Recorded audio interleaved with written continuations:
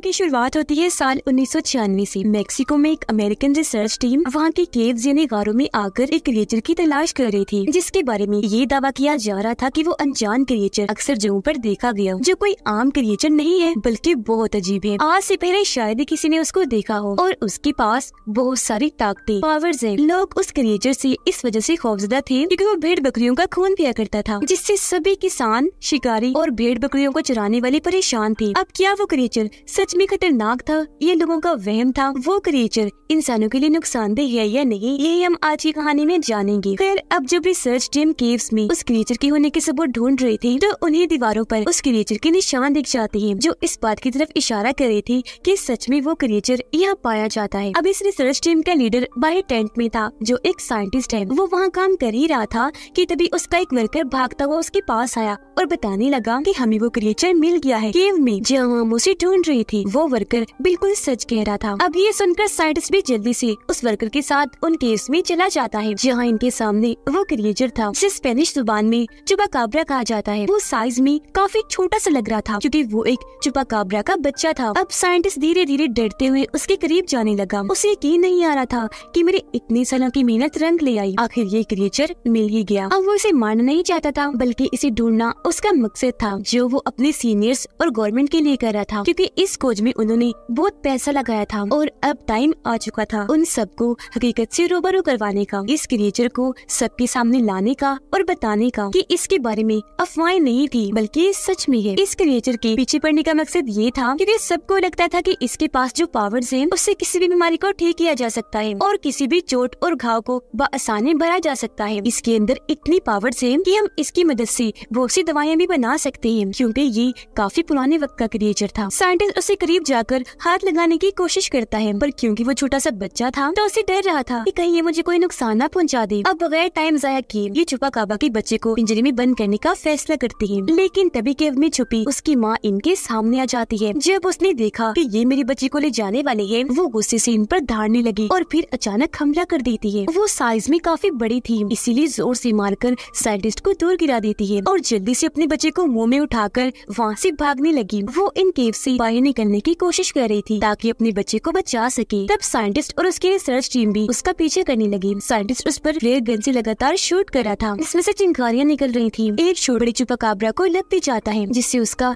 एक पंख जल गया, वो जख्मी हो गई। यहाँ हम सही से इस क्रिएचर को देख पाते हैं। ये दिखने में टाइगर और शेर जैसा था, लेकिन इसके पंख भी थे जिनकी मदद से ये उड़ सकती थी। लेकिन अब क्योंकि साइंटिस्ट ने उसका एक पर जख्मी कर दिया था, तो अब उड़ने में उसे काफी मुश्किल पेश आ रही थी, इसीलिए वो बस भागती ही जा रही थी, जबकि साइंटिस्ट अपनी टीम के साथ लगातार उसके पीछे अपनी गाड़ी भगा रहा था, क्योंकि वो हर हाल में इसे पकड़ना चाहते थे। अब ये चुपाकाब्रा बहुत चालाक क्रिएचर था। वो अपने बच्चे को लेकर जब सड़क पार कर रही थी कि तभी एक गाड़ी उसे जोर से आकर टक्कर मार देती है, जिससे चुपाकाब्रा दूर जाके गिरती है, जिससे माँ और बच्चा दोनों अलग अलग जाके गिरते हैं। अब बच्चे को तो कुछ नहीं हुआ, पर माँ और जख्मी हो गई। उसका एक पंख बुरी तरह से टूट गया और रिसर्च टीम अभी तक इनके पीछे लगी हुई थी, और क्योंकि लाख कोशिशों के बाद भी ये उनसे नहीं बच पाई, इसलिए चुपाकाब्रा को एक आइडिया आया। वो अपने बच्चे को वही एक महफूज जगह पर छोड़कर दूसरी जगह पर चली जाती है और वहाँ रिसर्च टीम की गाड़ियों के सामने आकर जोर से चिल्लाने लगी, उनका ध्यान अपनी तरफ करने के लिए। और जैसे सबका ध्यान उसकी तरफ हुआ, वो भागकर उन्हें दूसरी जगह पर ले गई ताकि ये लोग उसके बच्चे से दूर हो जाएं, जो उसके बच्चे को नुकसान पहुंचा सकते हैं। अब साइंटिस्ट इस कामयाबी से खुश हो रहा था, पर अभी उसने ये चीज साबित नहीं की थी, जिससे साफ जाहिर है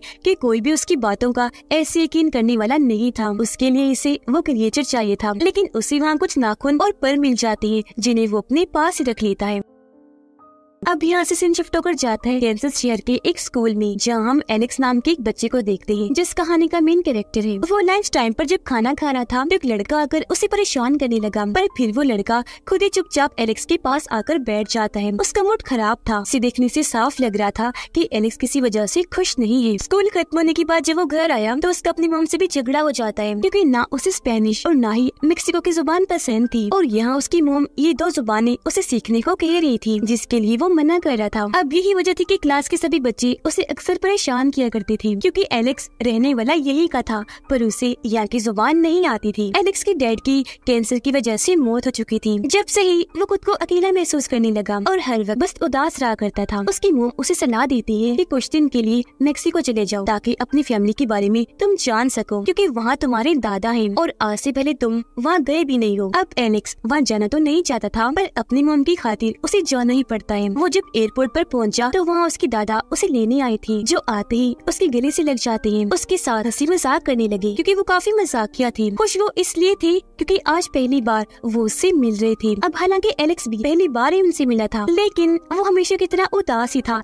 ज्यादा खुश दिखाई नहीं दे रहा था। रास्ते में उसकी दादा बार बार एलेक्स से बात करने की कोशिश करने लगी, पर बहुत जल्द उन्हें पता चल जाता है कि अपने डैड के गुजर जाने के बाद से ही वो उदास परेशान रहने लगा है। और तो उसे स्पेनिश जुबान भी नहीं आती, क्योंकि उसे कोई दिलचस्पी थी ही नहीं, उसने कभी सीखनी ही नहीं चाहिए। यह उसकी दादा फिर भी उसका मूड ठीक करने के लिए बातें करने लगी। उसे बताते हैं कि मैं एक गांव में रहता हूँ, जहाँ तुम्हारे 2 कजिन्स भी आए हुए हैं, जो तुम्हारे साथ वक्त गुजारेंगे, खेलेंगे, ताकि उनमें तुम घुल मिल सको, तुम्हारा दिल बहल जाए। घर आते ही एलेक्स सबसे पहले अपनी कजिन से मिलता है, जिसे सिर्फ स्पेनिश जुबानी बोलने आती थी। उसने एक मास्क पहना हुआ था और पीछे कपड़ा लपेटा हुआ था, जो देखने से लग रहा था कि वो किसी सुपर हीरो जैसा बनकर खेल रहा है। फिर जल्दी हम जान पाए कि वो मास्क और कपड़ा उनके दादा का है, कि वो एक काफी अच्छी और मशहूर रेसलर हुआ करती थी। अब यहाँ एलेक्स अपनी दूसरी कजिन से भी मिलता है, जो उसे घर में पड़े बहुत सारे मास्क, रेसलर वाले कपड़े दिखाती है और उसके दादाजी की जीती हुई ट्रॉफीज भी। फिर उसे टीवी पर दादाजी की वीडियो दिखाती है, जिससे यहाँ एलेक्स को भी पता चल गया था कि मेरे दादाजी अपने वक्त के बहुत अच्छे रेसलर हुआ करते थे। वो इतने मशहूर और बहादुर थे कि उन्होंने बहुत सारी लड़ाइयाँ जीती, पर एक दिन उनके दुश्मन ने जोर से उन्हें उठाकर रिंग से बाहर फेंक दिया, इन्हें जहाँ रेसलिंग होती है, जिससे वो फौरन बेहोश हो गयी। उन्हें फौरन हॉस्पिटल ले जाया गया, लेकिन उन्हें होश नहीं आई। जब डॉक्टर्स ने चेक किया तो पता चला कि वो तो 1 महीने के लिए कोमा में जा चुकी है। अब ऐसा होने से उनका रेसलिंग कैरियर तो खत्म हुआ ही, साथ दिमाग पर भी काफी गहरा असर हुआ, जो आज तक है। वो अक्सर चीजों को भूल जाया करते हैं। ये जानकर एलेक्स को अपने दादाजी के लिए बहुत बुरा लगा, उसे उन पर तरस आ रहा था, इसलिए वो उनकी और ज्यादा इज्जत करने लगा। अब क्योंकि यहाँ एलेक्स की पहली रात थी तो उसे नींद नहीं आती। बाहर उसे अजीब सा महसूस हुआ, तो उसने पर्दा हटाकर देखा, पर वहाँ सिर्फ बकरी खड़ी हुई थी। लेकिन तभी उसकी नजर अपने दादाजी पर गई, जो फार्म हाउस की तरफ जा रही थी। एलेक्स को गड़बड़ लगी, उसे शक हुआ कि दादाजी कुछ छुपा रही हैं, इसलिए वो भी इनके पीछे पीछे चला गया। बाहर खड़े होकर वो देखता है कि दादाजी अंदर जाकर बैठ गए हैं। हाथ में उन्होंने म्यूजिक बॉक्स पकड़ा हुआ है, जिसे बजाकर वो बार बार सामने की तरफ देख रहे हैं, जो देखने से लग रहा था कि वहाँ से किसी के आने का इंतजार कर रहे हैं। एलेक्स बाहर खड़ा ही था कि तभी उसे ऐसा महसूस हुआ जैसे झाड़ियों में कोई खतरनाक जानवर है, जो उसकी तरफ आ रहा है। इस वजह से वो डरते डरते पीछे हट गया, फिर जोर से चीख मारकर नीचे गिर जाता है। उसकी आवाज सुनकर दादाजी भी उसे चेक करने बाहर आए, और उसकी दोनों कजिन्स की भी आँख खुल गई थी, तो चेक करने वो भी उसके पास आ जाती है। एलेक्स उन्हें बता देता है कि झाड़ियों में मैंने किसी खतरनाक जानवर को महसूस किया, उससे डर के ही मैंने चीख मारी, पर बजाय वहाँ से कोई खतरनाक जानवर बाहर निकलता, वहाँ से काले रंग का खरगोश बाहर आता है, जिसे देखकर एलेक्स की दोनों कजिन्स उस पर हंसने लगते हैं, उसका मजाक बनाने लगे, ये कहते हुए कि तुम कितने डरपोक हो, एक खरगोश से डर गई। उसके दादाजी पूछने लगी, एलेक्स बताओ सच कि तुमने उसे ही देखा था वहाँ? अब ये सुनकर एलेक्स को अपने दादाजी पर और शक होने लगा कि सच में दादाजी कुछ छुपा रहे हैं। वो यहाँ खरगोश की बजाय किसी और जानवर की उम्मीद लगाकर बैठे थे कि यहाँ वो होगा। उधर साइंटिस्ट को भी अपने सीनियर्स और गवर्नमेंट की तरफ से आखिरी वार्निंग मिल चुकी थी कि अगर उसने जल्द वो जानवर या उसके होने का कोई सबूत ना दिखाया तो उसका ये प्रोजेक्ट हमेशा के लिए बंद कर दिया जाएगा। अगली सुबह जब एलेक्स की आंख खुलती है तो उसके साथ बिस्तर पर वही चुपाकाब्रा क्रिएचर था, पर वो एलेक्स को नुकसान नहीं पहुंचा रहा था, बस आराम से उसकी चादर के ऊपर बैठा हुआ था। पर ऐसे अचानक उसे देखकर एलेक्स चौंक गया, और क्योंकि वो थोड़ा सा भयानक था तो एलेक्स काफी डर जाता है, एकदम से पीछे हट गया। उसके ऐसे करने से चुपा भी काफी डर गया, वो भी कूदकर पीछे हटने लगा। फिर भागने के लिए वो चीजों पर कूदता हुआ खिड़की से बाहर भाग गया। ऐसा होने से वहाँ काफी तोड़फोड़ मच गई, जो देखकर एलेक्स का कजिन वहाँ आ गया देखने की क्या हुआ। एलेक्स खिड़की से बाहर झांकता है, ये देखने के लिए कि आखिर वो छुपा क्रिएचर कहाँ भागा होगा, पर बाहर वो तो दिखाई नहीं देता, बल्कि वहाँ एलेक्स की कजिन बैठी थी। उसने हेडफोन्स लगाए हुए थे, तो थोड़ी देर पहले किया हुआ उसने कुछ भी नहीं सुना। एलेक्स सोचता है कि अगर मैंने इसे कुछ बताया तो ये दोबारा से मेरा मजाक बनाएगी, मुझ पर हंसेगी, तो वो बगैर कुछ बताए उसके पास आकर बैठ जाता है, क्योंकि उसे बहुत बुरा लगना था अगर कोई उसे पागल कह देता। यहाँ उसकी कजिन कहती है कि दादाजी गायब है, हमें उन्हें ढूंढना चाहिए, इसलिए अभी तीनों बच्चे बाजार जाते हैं उन्हें ढूंढने। पर काफी ढूंढने के बाद भी दादाजी यहाँ नहीं मिलते। अब गाड़ी के जरिए जब ये बच्चे घर जा रहे थे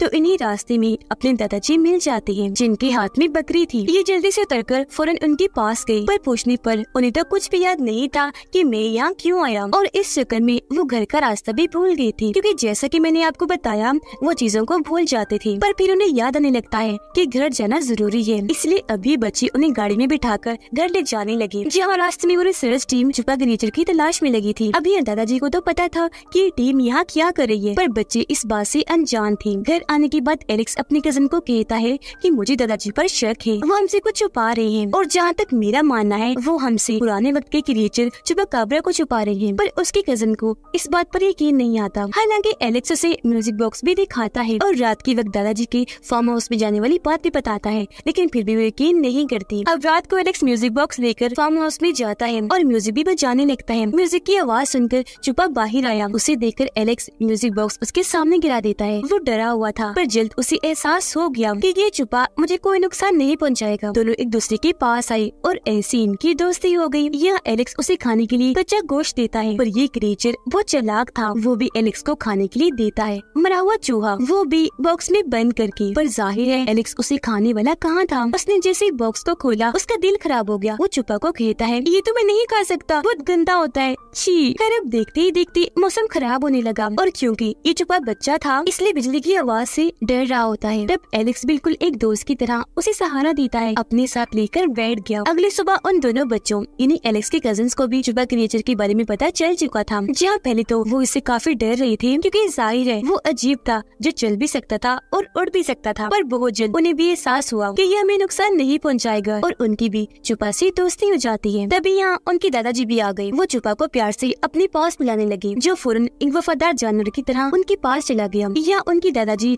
सच बताने लगे कि कुछ दिन पहले रात को जब मैं घर आ रहा था तो इसकी माँ मेरी गाड़ी से आकर टकरा गई, जिससे हम समझ पाए कि उस दिन टक्कर मारने वाली गाड़ी इनकी थी, न कि रिसर्च टीम की थी। आगे वो कहते हैं कि मुझे लगा कोई आम जानवर होगा, इसलिए मैं नजरअंदाज करके आगे बढ़ गया। पर जब मैं घर के करीब पहुंचा तो मुझे ये मिला, क्योंकि इसकी मोम कहीं और जा चुकी थी और ये बेचारा मेरा पीछे करते करते घर तक आ गया। मैं इसे देखते ही समझ गया कि ये डरा हुआ है और ये मेरे लिए नुकसानदेह भी नहीं, तो मैं इसे अपने घर ले आया। फिर मुझे पता चला कि वो रिसर्च टीम इसे ही ढूंढ रही है। मुझे फिक्र हुई कि अगर ये उनके हाथ लग गया तो वो इसे नुकसान पहुंचाएंगे, क्योंकि इस पर बाद में कुछ एक्सपेरिमेंट्स तजुर्बे किए जाने हैं। तो मैंने इसकी जान बचाने के लिए इसे यहाँ रख लिया। ये जानकर बच्चों को भी चुपा पर तरस आया और तभी से वो इसका ख्याल रखने लगे। लेकिन बदकिस्मती से एक दिन इनके घर साइंटिस्ट और उसका एक साथी आते हैं। असल में जब दादाजी की गाड़ी से चुपाकाब्रा टकराई थी तो उनकी नंबर प्लेट वही सड़क पर ही गिर गई थी। इसे दिखाकर साइंटिस्ट कहता है कि ये आपकी ही है ना, क्योंकि मैंने पता लगवा लिया है और अब मुझे आपके घर की तलाशी लेनी है।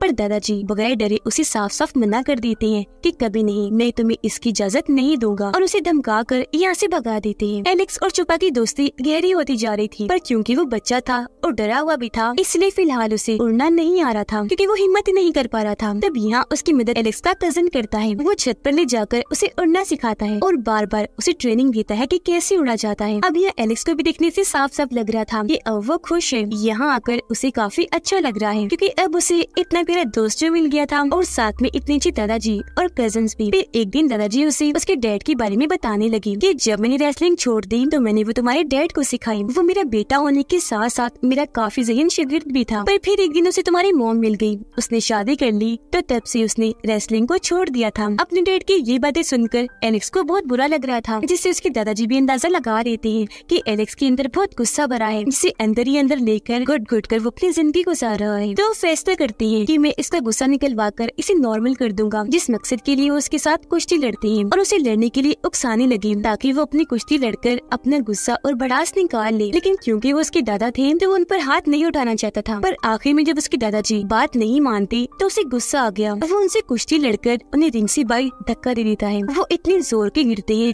कि फौरन ही बेहोश हो गई। ये देखकर तीनों बच्चे काफी परेशान हो गए और वहाँ फौरन डॉक्टर को बुलाया जाता है, जो दादाजी को चेक करके बताती है कि कुछ दिन के लिए लिए इनकी याददाश्त जा चुकी है, इन्हें मुकम्मल आराम करना है। उसी दिन साइंटिस्ट इनके घर दोबारा आ गया। वो जैसे फार्म हाउस में गया वहाँ छुपा को देख लेता है, उसे गन से मारकर बेहोश कर देता है और गोद में उठाकर अपने साथ ले जाने लगा। हालांकि बच्ची उसे रोक रही थी, छुपा को बचाने की कोशिश करते हैं, पर क्योंकि वो बच्चे थे तो साइंटिस्ट उन्हें भी गन दिखाकर छुपा को वहाँ से ले जाता है, जिससे वो तीनों बच्चे काफी दुखी हो जाते हैं। अब एलेक्स जल्दी से भागकर अपने दादाजी के पास आया जब वो सो रही थी। उन्हें जगाकर कहता है कि आपको छुपा को बचाना होगा। उसके दादाजी की क्योंकि याददाश्त जा चुकी थी, इसलिए पूछते हैं कि कौन छुपा और तुम कौन हो। अब इससे एलेक्स अपना दिमाग लगाता है, उसे आइडिया आया। वो अपने दादा को कहता है कि घर में आपका वो दुश्मन घुस आया है जिसने रिंग से आपको बाहर गिरा दिया था। ये सुनकर उसके दादा को बहुत गुस्सा चढ़ गया। वो जल्दी से अपना मास्क कैप पहनती है और पिछला कपड़ा लटकाकर बाहर आ गई और साइंटिस्ट से लड़ने के लिए बिल्कुल तैयार हो गई। आते ही वो उसे जोरदार टांग मारती है, जिससे वो काफी दूर जाके गिरता है। फिर वो अपनी ताकत का इस्तेमाल करके उसे आसानी से हरा देती है, क्योंकि वो एक पहलवान थी।